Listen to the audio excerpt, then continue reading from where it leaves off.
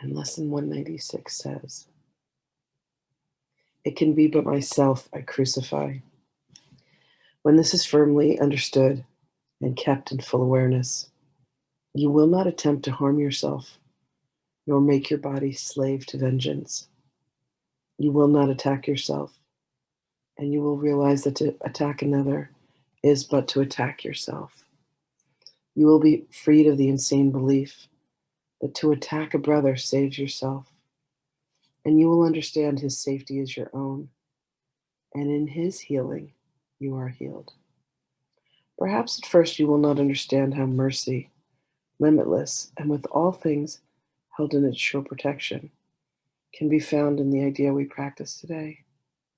It may, in fact, appear to be a sign that punishment can never be escaped because the ego, under what it sees as threat, is quick to cite the truth to save its lives.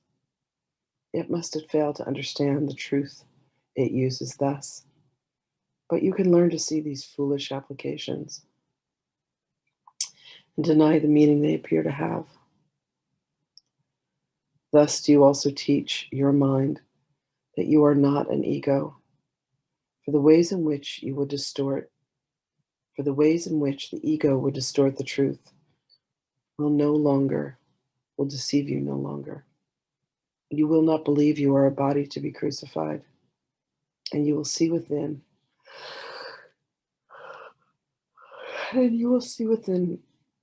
today's idea the light of resurrection, looking past all thoughts of crucifixion and of death to thoughts of liberation and of life.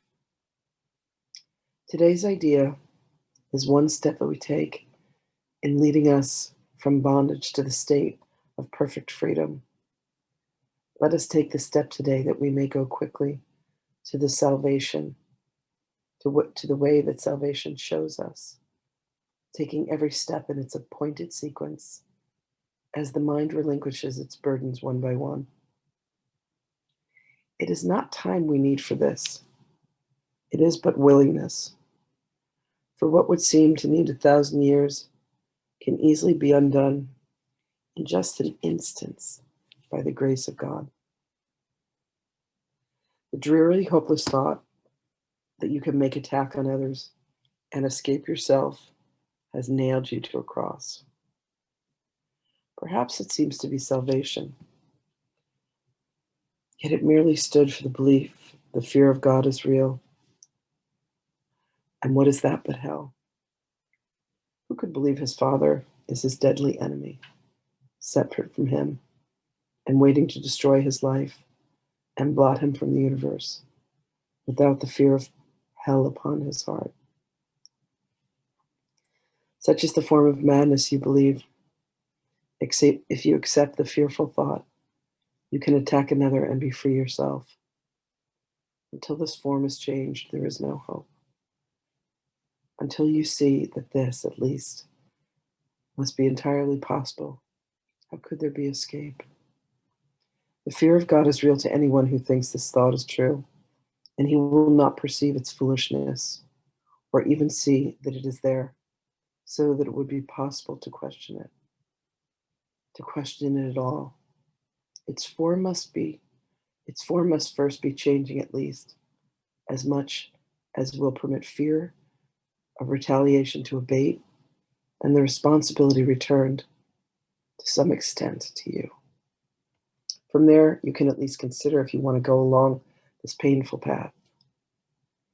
Until the shift has been accomplished, you cannot perceive that it is but your thoughts that bring you fear, and your deliverance depends on you. Our next steps will be easy if you take this one today. From there, we will go ahead quite rapidly, for once you understand it is impossible that you will be hurt except by your own thoughts, the fear of God must also disappear. You cannot then believe that fear is caused without, and God, whom you had thought to banish, can be welcomed back within the holy mind he never left. Salvation song can certainly be heard in the idea we practice for today. If it can But be you, you crucify. You did not hurt the world and need not fear its vengeance and pursuit. Nor need you hide in terror from the deadly fear of God. Projection hides behind. The thing you dread most is your salvation. You are strong, and it is strength you want. You are free, glad of fear, free, and glad of freedom. You have sought to be both weak and bound because you feared your strength and freedom, yet salvation lies in them. There is an instant in which terror seems to grip your mind, so wholly that escape appears quite hopeless. When you realize once and for all that it is you fear, the mind perceives itself as split. And this has been concealed while you believe attack could be directed outward and returned from outside to within. It seemed to be an enemy outside you had to fear. And thus a God outside yourself became mortal enemy, the source of fear. Now for an instant, it is a murderer perceived within you, eager for your death, intent on plotting punishment for you until the time when it can kill at last. Yet in this instant is the time as well in which salvation comes. For fear of God has disappeared, and you can call on him to save you from your illusions by his love, calling him Father and yourself Son. Pray that the instant may be soon, today. Step back from fear and make advance to love. There is no thought of God that does not go with you to help you reach that instant and to go beyond it quickly, surely, and forever. When the fear of God is gone, there are no obstacles that still remain between you and the holy peace of God. How kind and merciful is the idea we practice. Give it welcome as you should, for it is your release. It is indeed but your mind. It is indeed but you, your mind can try to crucify, yet your redemption too will come from you. It can be but myself I crucify.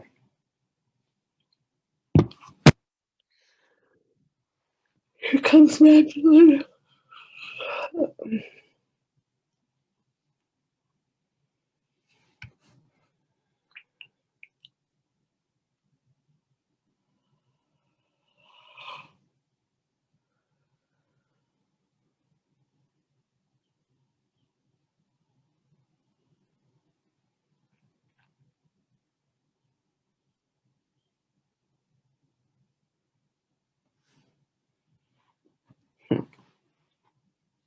Greetings, beloveds.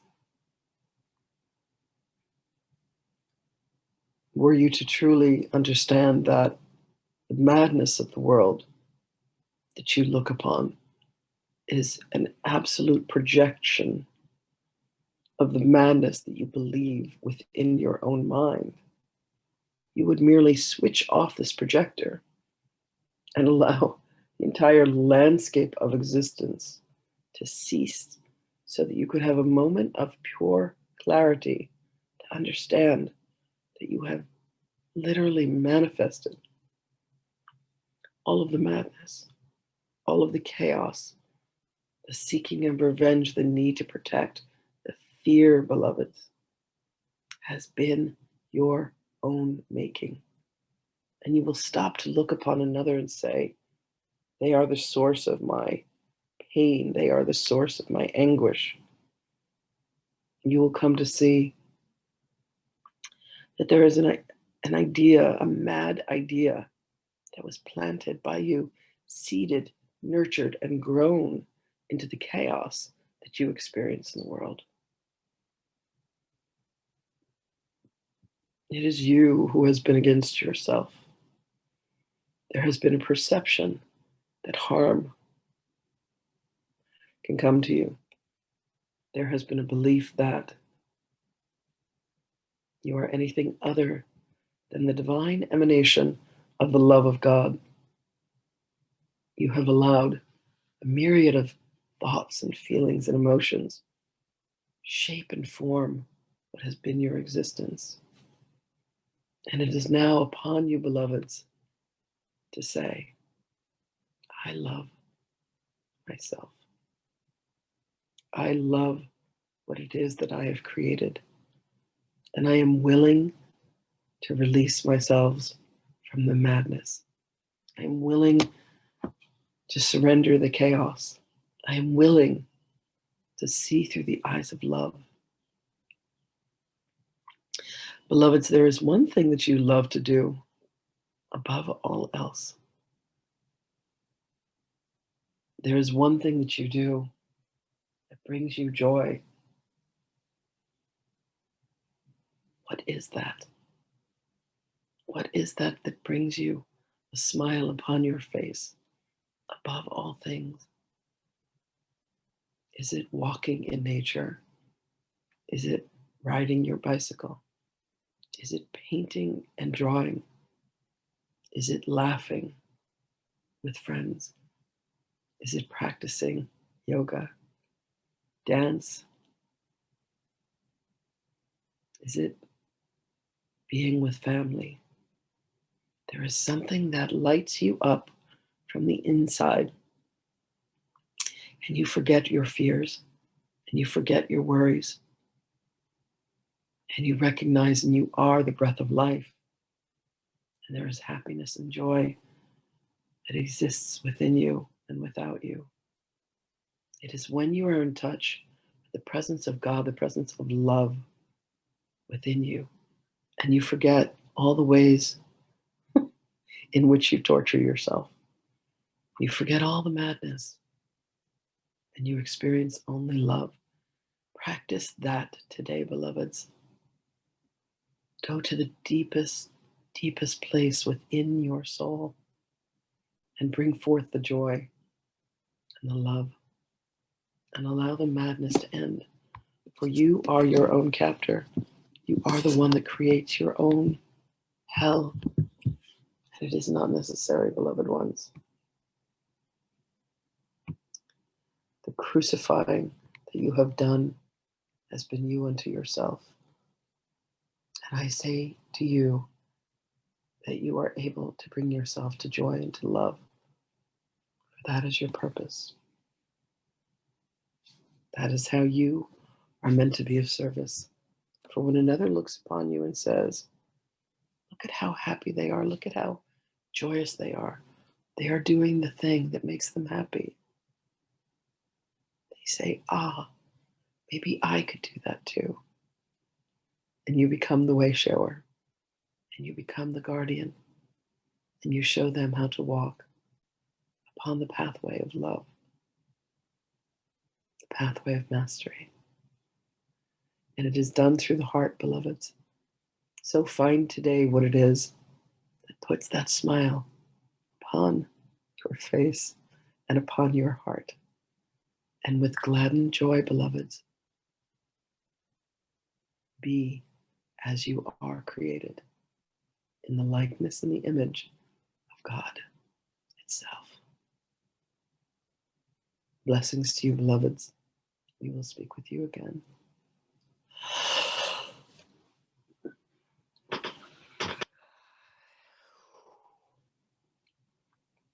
Mm. Mm. Good morning, everybody.